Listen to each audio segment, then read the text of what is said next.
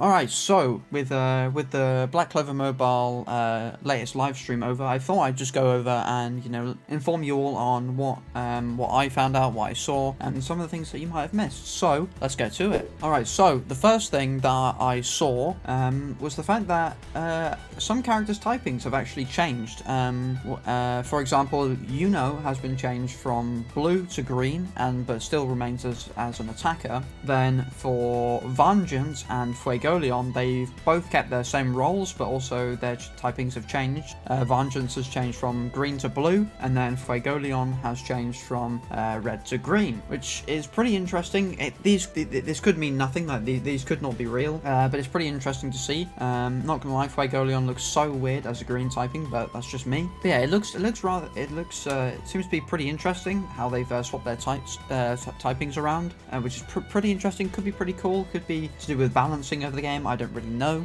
or just having more characters of certain typings. I'm not really too sure, but yeah, I thought that was pretty cool. I thought it was a little detail that some people might have missed. Alright, and then the next thing that some people might have missed, but they probably saw it anyway because they're probably looking out for it, just like a lot of people were, was that we got 4 new characters shown. We got Ghost, we got Vanessa, and then we also got Finral, and then Gordon as well. So, which is pretty cool.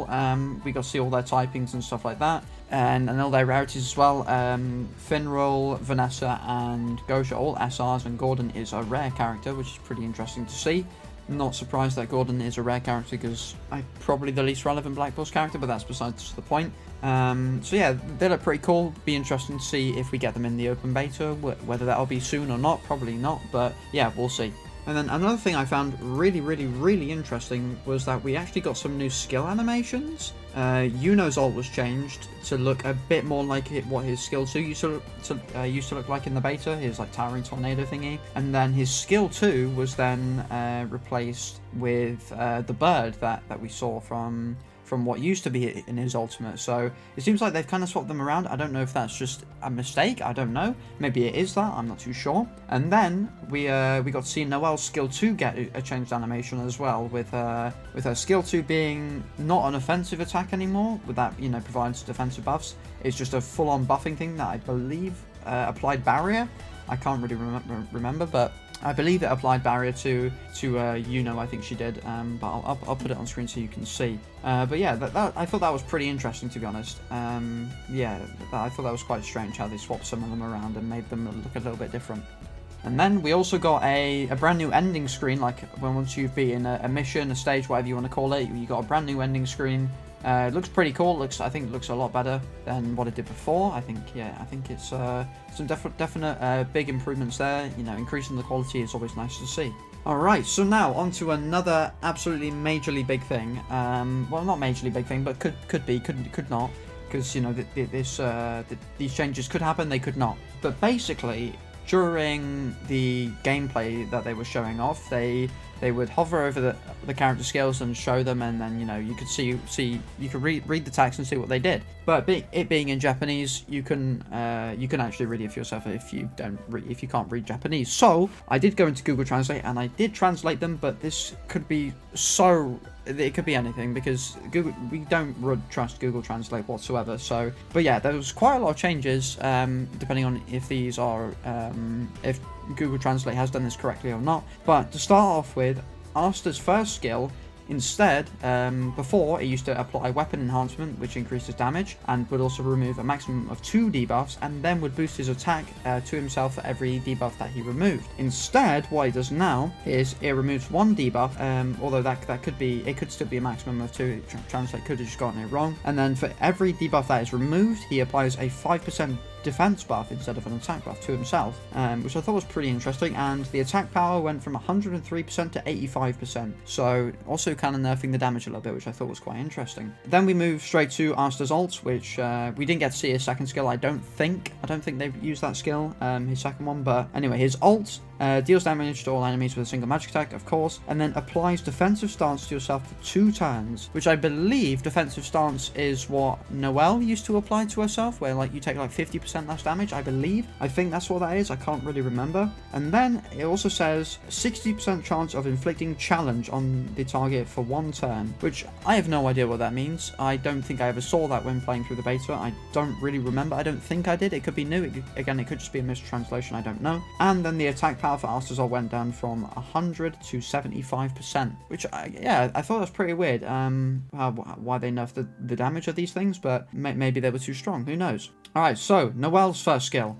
is the next one that they changed, and instead of applying recovery, she now applies a defense increase buff as well, which I thought was pretty interesting, as she, she's more of a, well, supposed to be a supporter and not a healer, which is, I guess, fits her more. And then they also nerfed her damage from 100% of magic attack and attack as damage. Instead, it's been lowered by 10% each to 90% for both.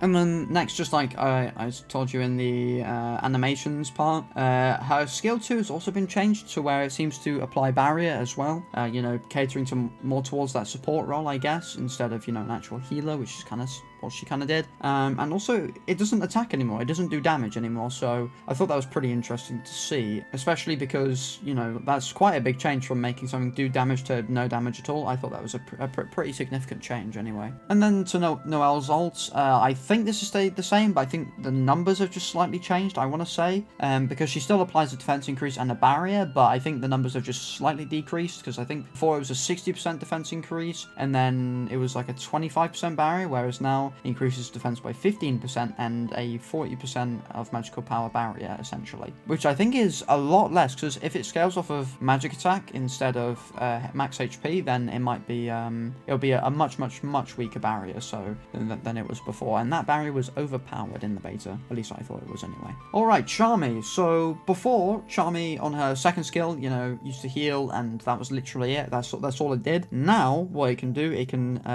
restore health, and then it can also increase SP, which is like the skill points that your characters can have, which I thought was actually really interesting, and I think it was actually pretty good. I think yeah, I thought that was a pretty good change that they made to her. I believe there was like a 60% chance, I think it read, to give you an ally one skill point, which I thought was pretty cool. And then, right, so the changes to Charmy's ult, again, they're very similar, if not the same, pretty much, but just a bit of a slight damage nerf as well, because before it did 97% of magic attack and attack, now it's gone down to 75 of each, and now she has a 60% chance of removing, I believe it was one buff, not all buffs, I can't really remember, but it's either or, when before it was actually at 50%, so pretty decent change there to Charmy overall, I think. Alright, then next up we also have Charmy's combined attack, which also got some changes, as before it used to increase your allies' critical hit rate and also remove debuffs from them as well, whereas now what it does, it can still